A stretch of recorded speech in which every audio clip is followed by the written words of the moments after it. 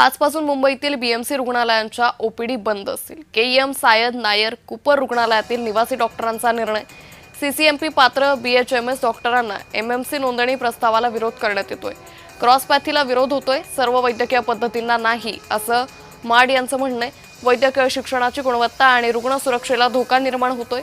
निवासी डॉक्टरांच्या प्रलंबित प्रश्नांकडे दुर्लक्ष होत असल्याचाही आरोप करण्यात आलेला आहे।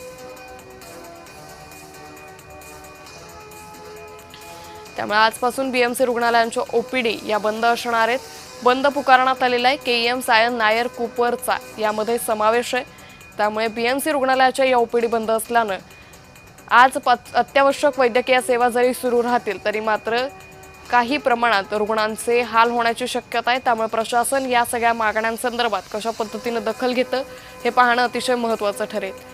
सीसीएमपी पात्र बीएचएमएस डॉक्टरांना एमएमसी नोंदणी प्रस्तावाला विरोध करण्यात आलेला आहे। वैद्यकीय शिक्षणाची गुणवत्ता आणि रुग्ण सुरक्षेला धोका निर्माण होत असल्याचं मार्ड यांनी म्हटलेलं आहे।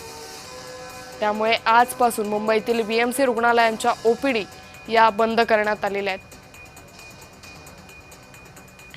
तर मुंबईतील बीएमसी रुग्णालयांच्या ओपीडी बंद असतील। यामध्ये केईएम सायन नायर कूपर रुग्णालयातील निवासी डॉक्टरांचा हा निर्णय।